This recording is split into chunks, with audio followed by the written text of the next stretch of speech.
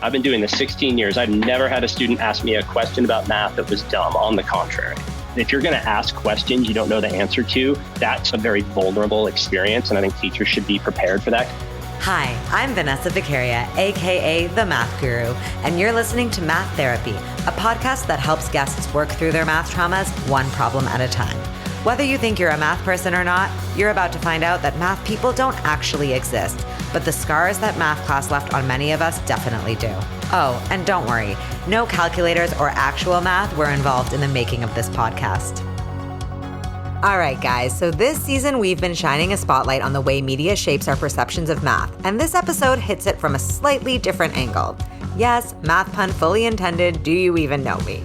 All right, so today I talked to Roger Fischer, who I actually met through social media, because tons of fascinating conversations about the present and future of education are happening over Twitter these days. Roger is a math teacher from Montana who is just as pissed off as I am about the fact that our education system doesn't offer more entry points for students.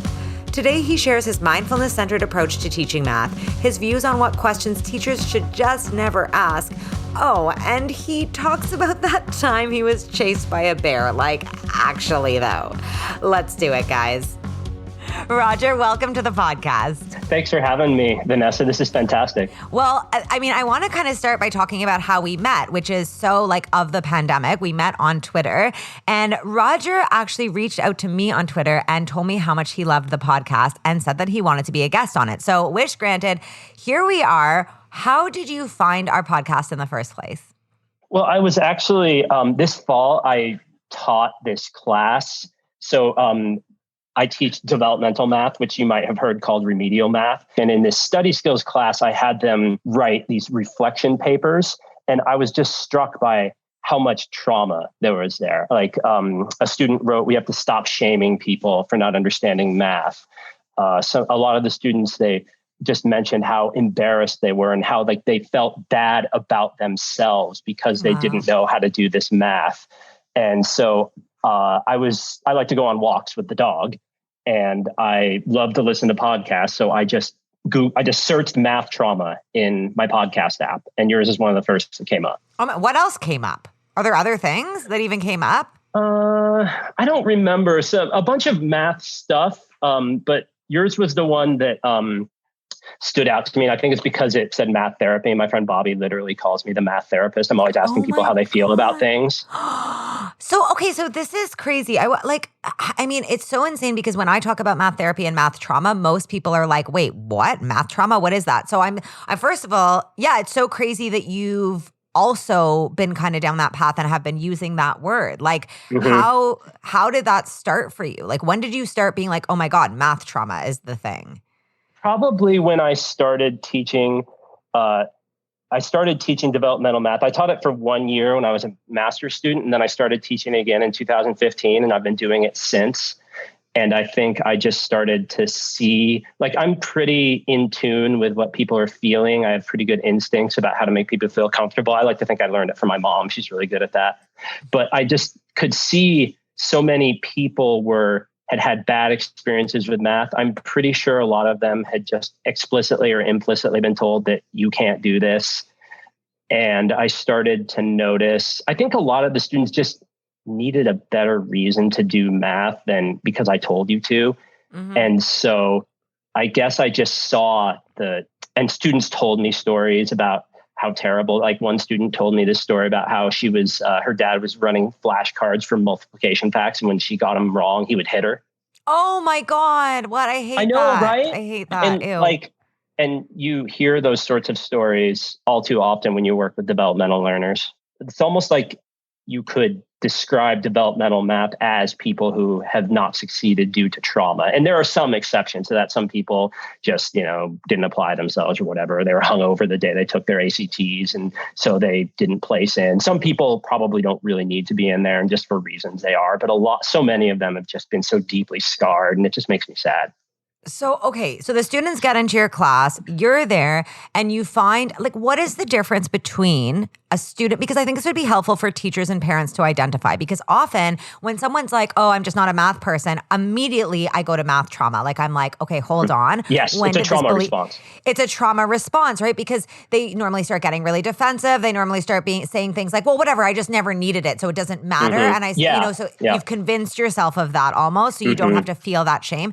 Yeah. What is the difference, when you're thinking about your classroom, what is the difference between someone who has math trauma and someone who, as you said, was hungover on the day they wrote their test or just doesn't know the basics because they didn't apply themselves? How do you figure that out? Oh, that's a wonderful question. My immediate thought is that is fear. I think that's ultimately what drives it. The students who were just hungover the day they took their test or just blew it off in high school but are capable of doing it, if I have them in my class, they do fine. They figure it out. They participate and they answer questions. And sometimes they're mad because they get placed in there and they really don't need to be, and that's legit. But then the ones who really need the help are ironically the ones who are so afraid to get it. I've just got onto this area of research about avoidance behaviors, which my department chair actually told me about. So resisting help, resisting novel approaches to learning, withdrawing effort. And so it's basically a way to protect yourself from feeling that shame. So that's sort of what I look for is, the people who you can tell are afraid of it and that someone always says, I know this is a stupid question, but right. And you can tell they're just, oh my God. Yeah. And, I don't even say there's no such thing as a stupid question because of course there is. Like, what size is your shoe? Sure, that's stupid. What the hell does that have to do with anything? But I always say, well, I'll ask them when I try to be silly and like not take myself seriously. And I'll say, you can ask me anything you want. What is my shoe size? 10. What color is my hair? Brown. Have you ever had a terrible haircut? You couldn't change back fast enough? Yes. But I have never had a student, I've been doing this 16 years. I've never had a student ask me a question about math that was dumb. On the contrary, they usually ask really amazing things. Yes. You guys heard it here first. That is amazing. That is amazing. Yes. What happens typically to students? Actually, like the first question is, how do you, because this is so amazing and I wish, so it's so weird because we're almost doing the same thing but calling it different things. Like I call it math therapy and I try to train teachers on how to use exactly what you're talking about, how to go into a classroom, how to spot math trauma and how to deal with it, right? I've been doing more and more workshops on this and I find that teachers are really hungering for this because they have not learned stuff. Like you're talking about avoidance behaviors. They don't teach you that in teachers college. So how do you learn to approach math, as you say, with an emphasis on compassion, empathy, and healing trauma? How do you even start to learn that as a teacher? I think that you have to really genuinely care and you have to really be interested in the students as people. I think that is really important and open to hearing whatever it is they have to say. I really wish people would really think about not asking questions they already know the answer to. That's huge. What do you mean? Oh, like teachers? What's 4 times 4? You know what 4 times 4 is, jackass. Why are you asking? Okay, but what do you mean? Like a teacher should not ask a student 4 times 4? Well, I may have you edit that out because I'm not sure if that's coming across clearly, but I read this somewhere. I don't remember where, but I just got this idea that maybe if I ask instead of how do you factor a trinomial, I say, what do you know about factoring trinomials? Or what do you think we should do next instead of what is the right thing to do next? Does that make sense? I love that. And I actually think what you might be trying to say, although I don't want to put words in your mouth, is creating more entry points for students. Yes, yes, that's a much better way of putting it. Well, you put it great because I actually think you're right. I think one of the problems in math is because it's the one subject where we are so obsessed with the right answer that when you ask a question like, how do you do this? A student automatically thinks, if I don't have the right answer, I shouldn't put my hand up. Whereas if you say something like, what do you think you do next? That's a really open question. And there could be multiple quote unquote right answers. So I really like that idea of creating more entry points for students to feel empowered to say something. And I actually think, I think that's a really, really good point. So yes, I love that idea. And I think also I was going to ask you, you said a lot of your students come in and they have this math trauma and they mention things like wanting to get rid of the shame around math. Do you think this is specific to math? Like, I'm always hard pressed to think you don't. Like, do you think this happens in other subjects? Absolutely not. I have a colleague that teaches writing, and we've talked a lot about how she tries to teach writing as healing and transformative because so many people have had bad experiences with writing as well. I see. Okay. So writing and math, I think I can get behind. I feel like those are the two places where you hear people have like phobias. But what about like geography? Or like history. I feel like if somebody isn't good at history, it doesn't affect their whole sense of self. Whereas like if they feel like they're not good at math, it's like a blow to the ego. It's bizarre, right? This is a good question. I don't know what the answer is, but you're right. Like when you hear people talk about bad experiences in school, it's rarely about their chemistry lab. Yeah, like it's exactly like they're not like walking around for the rest of their life being like, oh my God, I could never do history. Like, no, like, oh, don't give me a map. Like, I can't. Like, geography is traumatic. Like, if anything, they're like, I don't know, like, whatever, can't read a map. But I feel like with math and English, we position them in such a way that like both of those things are of such high value or something that like if you can't do one of them, like you're automatically unintelligent. Because that's the other thing. Like when we talk about math, someone could be like a complete jackass, as you said, but be good at math, and we would call that person smart. Whereas somebody could be like really smart and like, let's say an amazing artist, and we will never use the word intelligent to describe them. We'll say, oh, they're so unique, they're so creative, but we won't say intelligent. So I feel like because we have these associations with like writing because it relates to literacy, and that's like a key skill you need in life. Right. And then math because it's always positioned as this like special thing that only smart people can do. That like the second you can't do it, it makes you stupid, which is shameful. Whereas if you can't do history, it doesn't make you stupid. It makes you not able to do history. Yeah. Well, are you familiar with Jim's Hebert and Jim Stiegel's work on the TIM study? They wrote a book that came out in '99. I actually got to meet him when I was in grad school. It's pretty cool. It's called The Teaching Gap. And they did the third International Math and Science study. They were analyzing all these video of these instructional lessons that were recorded across the world.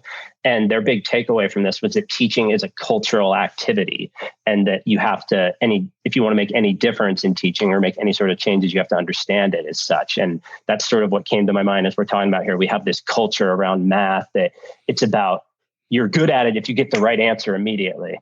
Absolutely. And you know what? I like what you said before about the idea of one of the ways to enter a classroom with compassion and empathy and with a trauma focus is to simply care about the students, which first of all really puts teachers in the driver's seat because caring is something we can all do. It's not like you have to learn a skill set. And it reminds me, I did an interview for this season with Esther Brunat, who you've got to check her out. She's just so amazing. Like she's like a math influencer, but she was saying that one of the key reasons she connects with students is she was talking about how really the key thing is to simply give a fuck about your students' lives, like care about what's going on in their lives. So let me ask you, do you have like a favorite math therapy story, like a math therapy success story? Is there something that sticks out?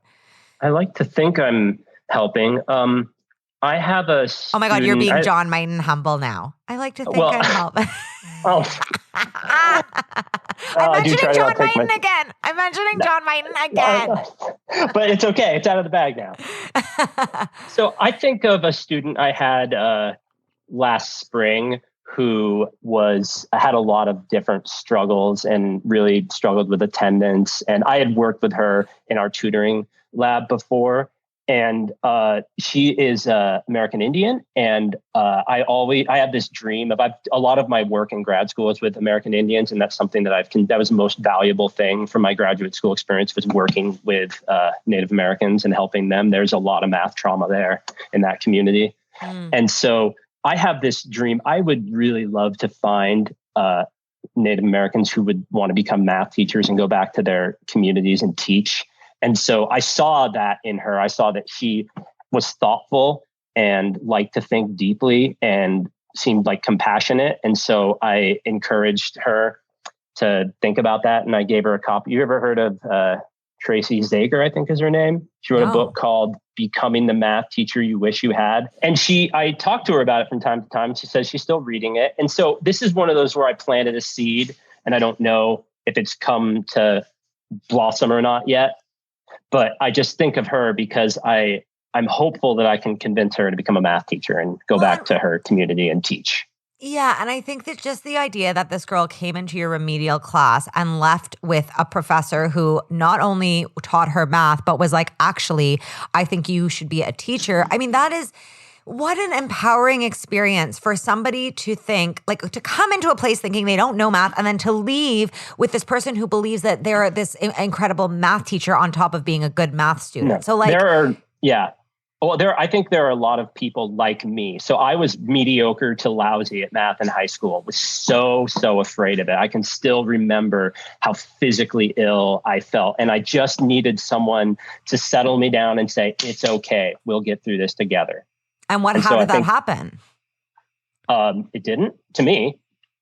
It never happened to you? Like, how did you even get here if you were just mediocre at math? It happened to me in college. I had that great math tutor I told you about. He was this big guy who had this long silver ponytail and a gray scraggly beard and a blue pastel bandana that he wore every single day. And I worked on the remedial math, the developmental math, like introductory algebra by myself. And then twice a week, we would sit down and talk about it. And it was just this easy back and forth. And I still remember him.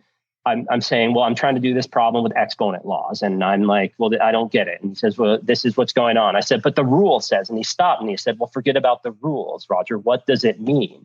And that's been something that's driven me my whole career is let's just slow down and think about what it means. I mean, I'll ask the students, I'm like, you ever feel like the rules just change because teachers' socks are blue? And they're like, yeah, they're like, it just feels like it's made up and capricious and it changes all the time. And I can't keep up with how. And so that's why I like to focus on what does it mean? People like thinking that way. People like thinking that way. I totally agree. Like this is what I always like to say too. Like whenever someone's like, I'm bad at math, I'm like, have you solved a problem in your life ever? Like any problem. Did you lose your keys and deduce where they were? Were your friends in a fight and you figured out? That's math. Math is about problem solving. It's about making meaningful connections. We're all good at that. And we all like doing that because it feels so good to solve a problem, right? So I love that idea of meaning. Is there something you would, like if you were going to tell teachers like, a thing or two that they should avoid doing in class. Like for me, I have things that I try to tell, like I'm always like, if you want a hot tip, don't compliment only the girls in your class about how pretty their notes are. That's a tip for you. Like, we do it subconsciously, don't do that. Or don't stand at the front of the class and say, hey, just so you guys know, this is going to be really fucking hard and most people fail this unit. Like, do you have any tips that you would give teachers to avoid trauma responses from students? Like, what are things they should avoid doing? Don't embarrass kids with content. Like I had some of my students in my low class tell me about how teachers would call on them on purpose when they knew that student didn't know the answer. Why do teachers do that? Why do they do that? I don't know. And I try not to rag on teachers because I know they have a tremendously difficult job with under-resourced and yada, yada, yada. And I know when I taught middle school, I was so frustrated because I didn't know how to run a classroom. And so I got really frustrated and I would, snap at people. But I don't know. I really worry about the teachers who try to do like instruction through intimidation. And I think that's masking some sort of insecurity with the content. That goes back to this idea of if you're going to ask questions you don't know the answer to, that's a very vulnerable experience. And I think teachers should be prepared for that. Because when I started doing it, it was scary for me because you're sort of losing control of the classroom and teachers don't necessarily like doing that. Yeah. So I think that's something to keep in mind that if you're going to involve students in a meaningful way, you have to let go of some of that control, and that's scary, and you should be ready for that and know that it's not always going to go well. And that doesn't mean you should stop trying. No, but I like that because it also makes you more authentic. And I think as we were talking about, students really respond to the fact that you're not just some robot trying to shove content down their face, but you're having an experience as well as them. Yes. And, we talk so much about like professional development here in Canada, at least. And we're always like, oh, let's like get teachers in a room and show them how to teach teach like multiplication through discovery, but I find there's such little professional development about how to teach from a place of compassion. Like, I mean, I feel like people like you and I, not to like be like, oh my God, we're so great, but we are. Like, we should be running workshops though to teach students or to teach teachers how to, you know, avoid triggering their students or to respond to trauma. Because again, like it is a skill set. It's not like anyone can just walk into the room and know how to do it. There are things you need to be careful of. Have you ever like found any sort of professional development like this? Like, do you guys have anything like this? Like, have you ever been to a workshop where someone's like teaching a group of teachers? No, I don't. And this is an amazing idea. And I've done some professional development before, and it's usually always focused on content, which makes sense to a point. Right. But I'm not convinced that, now that you say it, you put this fine point on it, that maybe we need to do some professional development on just how to treat this. How do we get away from this trauma, triggering these trauma responses? I don't think teachers don't wake up in the morning and say, I want to scar Johnny for life, but it happens. It's so true. I honestly think like this is something I'm definitely putting more work into, but maybe we can talk about this more after. Like, it's like how, you know, I find this with students too. When you're doing a workshop on this workshop's going to help you get great marks, everyone's into it. When you're like, I'm doing a workshop on, I'm going to reduce your anxiety, kids want to do it. But at the end of the day, they're like, but it's not tied to my marks. Like, I don't know if I can really afford to like spend that time. And I think it's the same with professional development. We're like, well, the most important thing is content. Like, that's priority. I know we have an anxiety problem, but that takes the backseat. But the truth is, they're so intertwined that until we start teaching our content from a perspective of anxiety reduction and compassion, that content will never get across the way we really want it to so many students. So like this needs to be a priority. Right. And are you familiar with mindfulness to any extent? Like 100%. It is 1,000,000%. I actually took a mindfulness course 3 years ago, a weekly course that completely changed my life. And I actually teach math and study tips from the perspective of mindfulness. You must teach me how. I don't know how, but I'm trying to figure it out. But I think you are like a lot of this is intertwined. Sorry to interrupt, but like I'm getting so excited. No, it's totally fine because I from what I know about it, when you're activated and your thinking cap is off, you're being chased. It's like you're being chased by a bear. That's what your lizard brain thinks. That's right. I've been chased by a bear, and you're not doing math when you're being chased by a bear because you're surviving. And so to say that anxiety doesn't matter is just dead wrong, because if you are anxious, you cannot learn. You cannot your brain learn. Thinks you're being chased by a bear. That's exactly it. You can't learn, you can't perform. And it's so crazy when you really get into the mindfulness stuff to learn that like, this isn't just like woo-woo hippie shit. Like your brain has neural pathways that you can retrain. You can literally train students through resilience, through grit, through repetitive motion to retrain their neural pathway so that when that lizard brain kicks in, they're able to fizzle it out, chill out, and go down a different path than they're used to being triggered by.